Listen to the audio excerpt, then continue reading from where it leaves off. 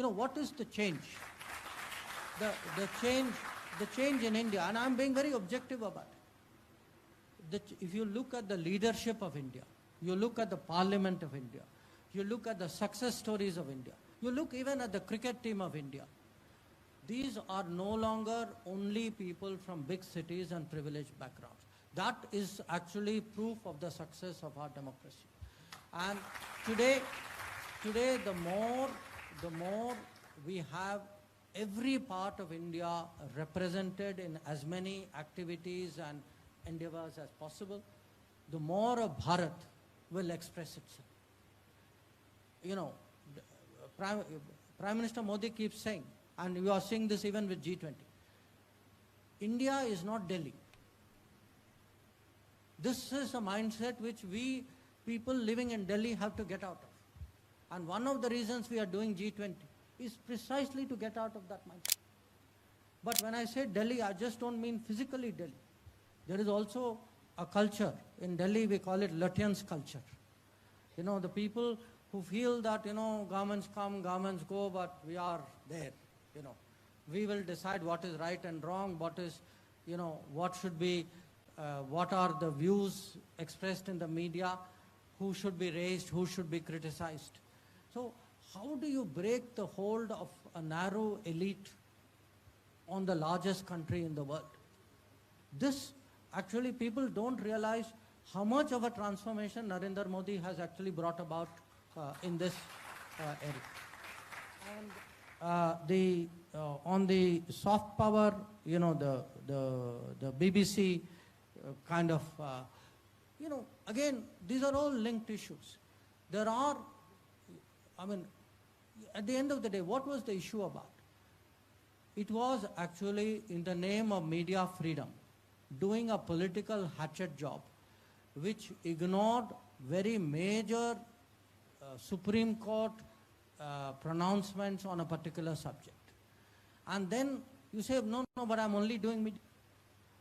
Now, the same thing you are seeing, you know, when this so-called Khalistani demonstrations come. You say, I'm doing freedom of expression. Now, freedom of expression doesn't extend to violence. It doesn't extend to somebody, you know, today desecrating my national flag. That is not freedom of expression. So I think we need today as a country to be firm about it, to call out these exercises when they happen. I think we should not be, you know, caught down because something is happening in London and something is happening in Canada, and therefore we have to accept it. If we have strong views, in my view, I tell people, you can have views about me, but I will have views about your views. So I will challenge you. If I see you factually wrong, if I see you selectively using facts, if I see you distorting reality, don't think diplomacy means I will shut up and put up. I will not. So this is today, I think, a confidence. We have reached that stage today to display that. Finally, you know, this gratitude issue. I must say something in defense of the students who came back from Ukraine. You know, they went, I cannot even describe to you what they went through. That gentleman out there knows. They all had to do more than 1,000 kilometers to get out of the country.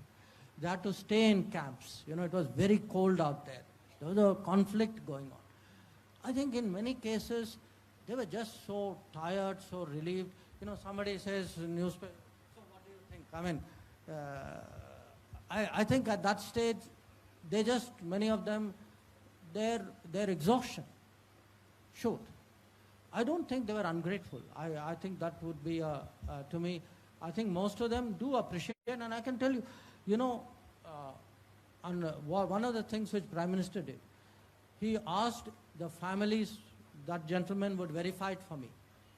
Do you know, government sent to every family of every student someone out there to say, look, don't worry, Prime Minister will bring back your son or daughter.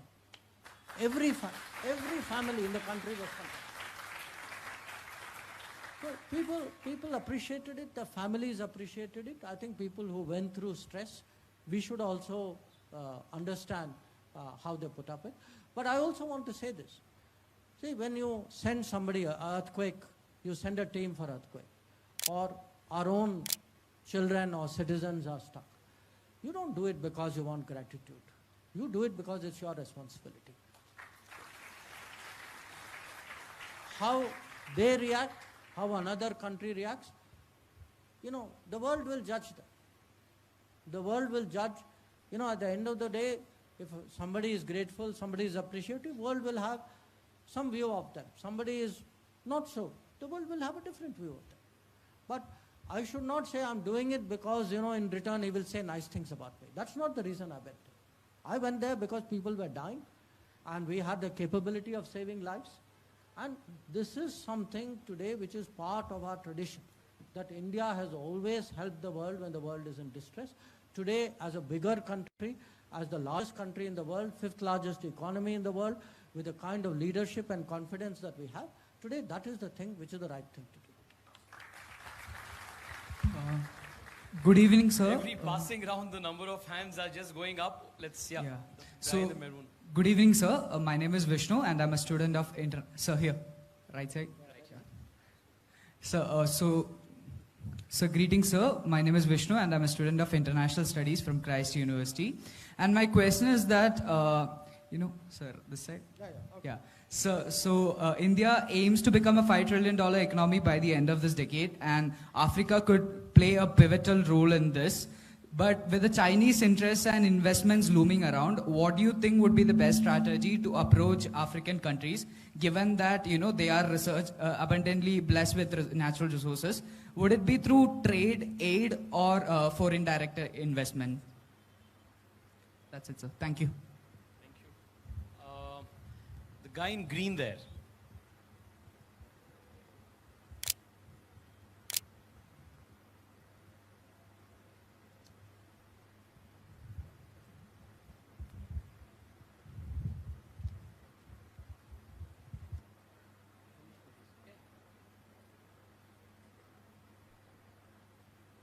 Hi, am I audible? Yeah. I'm Parimal and I'm studying international studies. So my question is, how is India bridging the gap between itself and China when it comes to space diplomacy? Can you please Just repeat that once? Yeah. How is India bridging the gap between itself and China when it comes to space diplomacy? Space diplomacy. Space. So how are we bridging the gap? Sure, yeah. What do you mean by states diplomacy? Space diplomacy. Okay. Sorry, the monitor here is quite. Sir, namaste. So myself is Vishwas. So I am a participant from Youth Can Lead.